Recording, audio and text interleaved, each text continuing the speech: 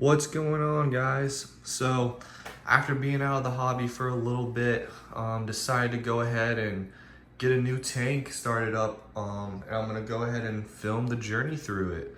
So basically with this one, I'm going for kind of the ultimate desk tank type of vibe. A nice little IKEA desk setup that I have here. I wanted something that wouldn't take up too much room. And also I wanted to find something a little cheaper instead of spending a ton of money. So I actually found an Eshopps Deskmate on Facebook Marketplace. Picked it up for 40 bucks actually. It was pretty scratched up and there's a small hairline crack in the back overflow part, which I'll show you guys in a little bit, but overall a pretty good deal. So we also got with it, came one of the media caddies. So I'm still debating if I'm gonna use this one or if I'm gonna just go with one of the filter sock holders. But we do have the tank, which is gonna be, I believe it's 4.8 gallons total, somewhere right around there. And then I did pick up one of the Seacheg Nanos. I've heard a lot of bad things about the stock pump being super loud and everything like that, so went ahead and got that. The tank did come with a Kraken reef lid, which I've always used on all my tanks. These things are a must and they look super good. Went ahead and purchased an Inkbird too. I got the Wi-Fi edition so I can just always have the temperature on my phone. So I always know what it is. Got an ATO, just a nano ATO because I know evaporation is gonna be a big thing. This came with the tank as well. I think he was using it as an ATO reservoir, but I'm probably gonna keep it in case I ever start dosing for some reason. But I have actually a 5-gallon Innovative Marine reservoir. So I'm gonna use this for the time being since I just had it left over for one of my old tank builds. But that's kind of the basic idea of the whole build. I still need to get a heater, but once I get that, we'll be all set with it to go. And then here's the tank over here. So for the light, I went with an AI Prime. Always use these ones, love them. It's a great light. And we also have one of the random flow generators on here. So one of the other things, tank came super scratched. It was bad. I'll try and post a picture of what it looked like beforehand. But basically, doing some research, I found this product here, Novus.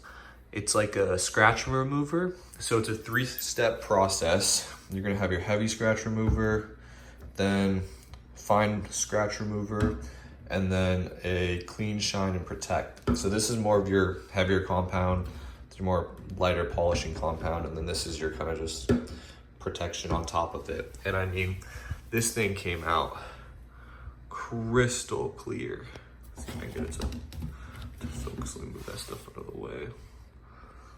But I mean, it looks really good. And then when I was talking about that crack, this was the only issue with the tank, was this right here. And I went out to my local store and just got some super glue that I know would be safe for the reef tank, and just put that right on the back side of it, sort of, and a little tiny bit on the top. And I mean, that thing's not moving. So we should be totally good with that. Obviously with these all-in-one tanks, you've got all the sections in the back. So you got your filter sock area, or the caddy if we use that. And then I've got my return pump and the nozzle right here. So got everything like that set up. And then I do have some just extra stuff already ready. So some candy care that I'm gonna probably use, microbacter. Once I get corals and stuff, I've had some leftover equipment, things like that. I did pick up some sand already. I always use the Carib Sea, the live sand, and then I always go for the Fiji Pink. I think this one is like the best grain and everything like that when it comes to setting up a reef tank. So that's what we're gonna be going for with this.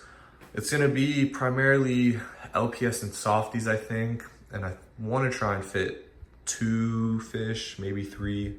But I know it's not the best idea, but we'll kind of go with how the tank feels. But I kind of want to just go over a little bit of the build, what we're going to be doing, and then I'm probably going to make another video on basically everything you need to put in it to start the cycle and everything like that. But I'm going to try and show you guys that you can have a super nice reef tank without spending a ton of money. Like on Facebook, I know this tank retails for like, I want to say it's 174, but I know it's on sale a lot on BRS for like 140, and it comes with the stock light. I don't have that with this one. But I got the tank, the reservoir, the media caddy, the lid, and what else did I get? And then the random flow generator, all for 40 bucks because of this crack in the back, which I thought was gonna be a bigger issue, but it's really not. But I've seen people buy these tanks for $100 or so just because when you see these, because of the acrylic, they scratch really easily. And that's one big thing you have to watch out for. But I'll tell you what, I mean, with how this thing looked, this stuff really works. Like, you can see how crystal clear this aquarium is. And I mean, apparently once you put water in these acrylic, this is my first acrylic tank. I've always had glass ones, but apparently they look insanely clear when you have water in them because of the acrylic. So we're gonna find out, see how everything looks, but I'm gonna go ahead and stop the video here and we'll pick back up when we got the rest of the rock and water and everything to set it back up. So, all right, thanks guys for watching.